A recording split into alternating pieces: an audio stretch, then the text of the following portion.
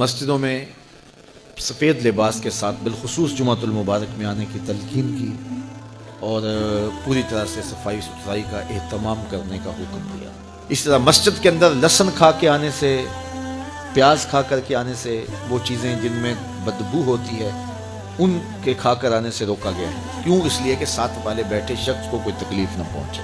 جب وہ مسجد میں سرسوں کے تیل کے دیے ہوتے تھے، کسی زمانے میں آپ نے دیکھے ہوں گے، یہ مٹی کا تیل چونکہ بدبودار ہوتا ہے، مسجدوں میں نہیں جلایا جاتا تھا، سرسوں کے تیل کے دیے ہوتے تھے، تو اس کو لوگ مسجد میں جلا لیا کرتے، لیکن اعلیٰ حضرت جب اس کو مسجد میں روشن کرتے تو پہلے مسجد سے باہر لے جاتے، پھر اس کو آگ لگاتے، پھر واپس مسجد میں لے کے آتے۔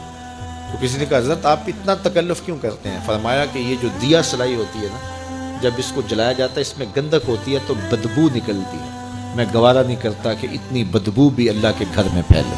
تو یہ ہمارا دین ہمیں سکھاتا ہے۔ آپ گھر بناتے ہیں، اللہ آپ کو اچھا پاکیزہ ستھرا کشادہ خوبصورت گھر دے، جس کا نہیں اللہ انہیں بھی عطا کرے، لیکن اس کے لیے جب آپ باقی ضروریات کے لیے چیزیں رکھتے ہیں کہ یہ فلاں ضرورت کے لیے ہے، یہ جگہ فلاں ضرورت کے لیے، تو اس پہ نماز کے لیے جگہ ضرور رکھیں۔ اس سے کیا ہوگا؟ بچوں کے نفسیات میں یہ بات شامل ہوگی کہ یہ وضو کے لیے جگہ ہے، یہ نماز کے لیے جگہ ہے، اور اس کے اثرات ان کے نفسیات کے اوپر مرتب ہوں گے۔ تو عموماً ہم ہر چیز بنا لیتے ہیں، لیکن یہ جو ضروری چیز ہے دن میں 5 مرتبہ جس کا معاملہ ہے، اگر مرد مسجد میں جاتے ہیں تو خواتین تو گھر میں ہوتی ہیں، چھوٹے بچے تو ہوتے ہیں، تو یہ اہتمام ہونا چاہیے کہ یہ اسپیشل وضو کی جگہ ہے، یہ نماز کی جگہ ہے۔ اس کو کہتے ہیں مسجد البیت، گھر کی مسجد۔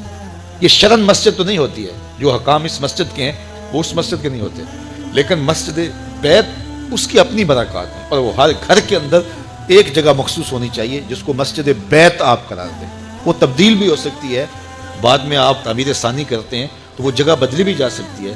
جو حقیقی مسجد ہوتی ہے وہ تو تبدیل بھی نہیں ہو سکتی، لیکن یہ مسجد بیت تبدیل ہو سکتی ہے۔ تو خوبصورت ایک گوشہ گھر کا مسجد بیت کے طور پہ مختص کرنا چاہیے، گھر میں ضرور وضو کی جگہ بنانی چاہیے، اس کے ساتھ مرتب ہوتے ہیں۔ اسی طرح مسجدوں کی صفائی ستھرائی کا خیال رکھیں۔ آج کل یہ اچھی بات ہے کہ یہ مساجد کے اندر خادمین مسجد یہ ہماری ہی خون پسینے کی کمائی سے رکھے گئے ہیں، لیکن کبھی خود بھی مسجد کی صفائی کریں۔ بلکہ میں آپ کو ایک مشورہ دوں کہ سال میں کم از کم 2-1 مرتبہ ضرور ایسا کریں کہ اپنے بچوں کو لے کر، دوستوں کو لے کر کے مسجد کی تفصیلی صفائی کریں۔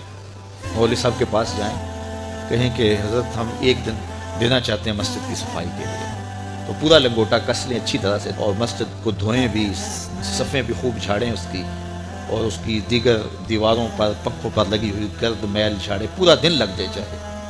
اگر آپ ہر مہینے یہ دن نہیں دے سکتے، 3 ماہ بعد دے دیں، 6 ماہ بعد دے دیں، سال بعد دے دیں، ایک مرتبہ ضرور کریں۔ اس کے بعد جو سکون ملے گا، میرے سے بات کرنا، میں بتاؤں گا آپ کو کیا سکون ملے گا۔ مسجد کو صاف کرنے والے کا دل صاف ہوتا ہے، اس کا دل پاکیزہ ہوتا ہے۔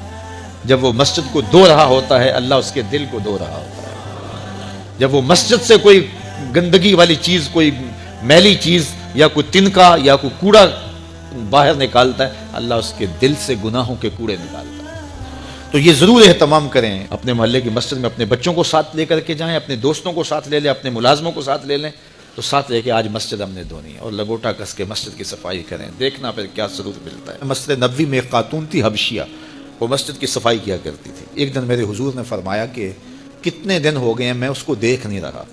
عرض کی حضور وہ تو فوت ہو گئی، تو فرمایا تم نے مجھے بتایا نہیں اس کے جنازے کا۔ عرض کی حضور کار نبوت کی اہم ذمہ داریاں آپ کے کندھوں پہ ہیں، اور ہم نے سوچا کہ وہ ایک عام سی خاتون ہے، اور ہم نے آپ کو بتانا ضروری نہیں سمجھا، جنازہ پڑھا، تدفین کر دی۔ اللہ کے محبوب نے فرمایا تم نے اس کو عام سمجھا ہے جو اللہ کے گھر کی صفائی کرتی تھی؟ پھر حضور نے صحابہ کو فرمایا مجھے اس کی قبر پہ لے چلو۔ صحابہ کے ہمراہ اتنا مصروف وقت تھا اللہ کے محبوب کا، لیکن حضور نے وقت نکالا، قبرستان میں تشریف لے گئے، اور جا کے اس کی قبر پہ کھڑے ہو کے اللہ کے محبوب نے دعا مانگی۔ یہ کون سی خاتون ہے؟ یہ وہ خاتون ہے جو مسجد کی صفائی کیا کرتی تھی۔ یہ ساری چیزیں ہیں، یہ غور کرنے کی ہے۔ تو ہمارا اسلام، ہمارا دین ستھرائی کا دین ہے، پاکیزگی کا دین۔